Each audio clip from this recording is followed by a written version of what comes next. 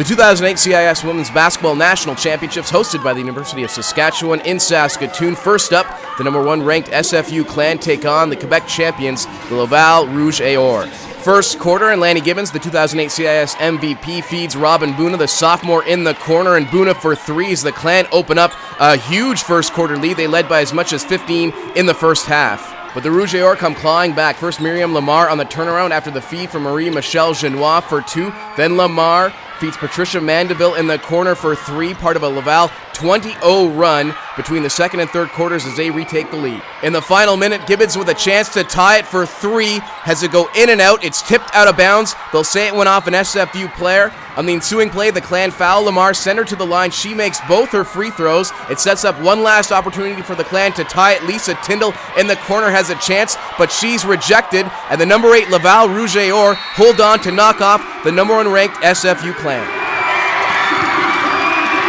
Well, I think we had some good preparation along the season. We had a lot of games that were like that. We were challenged by our league, so we were ready. We were ready to stay in the game, and it's like our coach told us that before the championship, like, you got to be in your own bubble. No matter what, you got to just go out and play. So we were trying not to look at the scoreboard and just do what we had to do, and it went well from then on. I think a big thing was defense. I mean, we sometimes talk about offense and what we need to do, but I don't think we realize sometimes that our offense is going to come from our defense, and I just think we got a little bit out-competed today. So.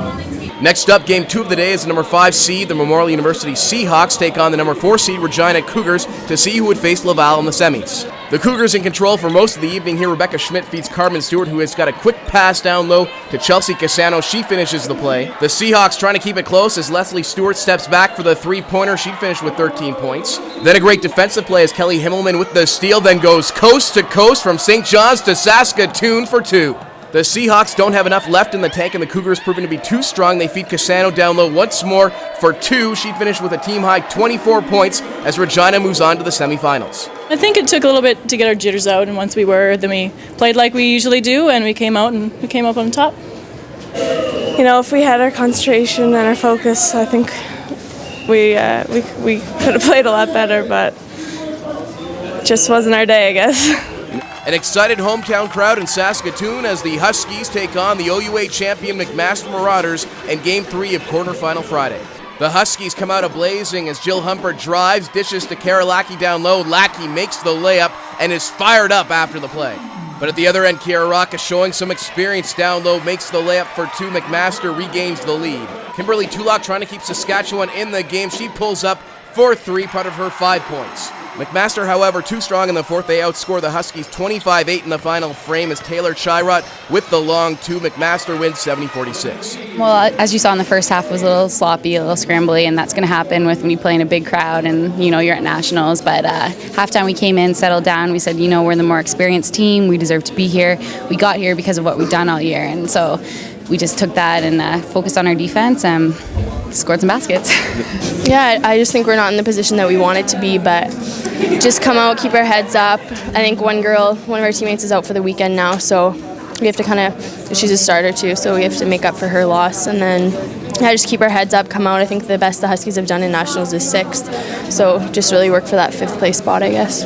The number 7 seed Toronto Varsity Blues looking for the upset as they take on the number 2 seed UBC Thunderbirds in the final quarterfinal of the night. The Blues start fast. Christine Cho feeds Jessica Hugh, who finds Amanda Van Leeuwen down low, and she makes the layup, part of a 7-0 run to start the game.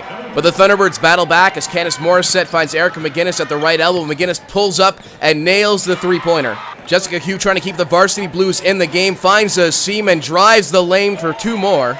But UBC proving why they've won 2 of the last 4 national championships. Julie Little drives the lane. UBC would outscore Toronto 22-11 in the final quarter to win 74-59. Oh, for sure. Like, you know, the first round games, they're always pretty close. Like, whether it's a bit of nerves and they played great. They had a couple girls really stepped up for them. So we knew it was going to be a battle going into it, and we were ready for it. So. I think we just kind of stopped what we had been doing, and also, like, you can't take anything away from UBC because they're a great team as well. And they're a lot more experienced in these kinds of games than we are as well, so I think that helps. So Laval, Regina, McMaster, and UBC all advanced past day 1 here at the 2008 CIS National Championships in Saskatoon, Saskatchewan. The first semifinal begins at 6 p.m. tomorrow night, while the consolation draw begins at 1. For CIS Sports, I'm Scott McLean.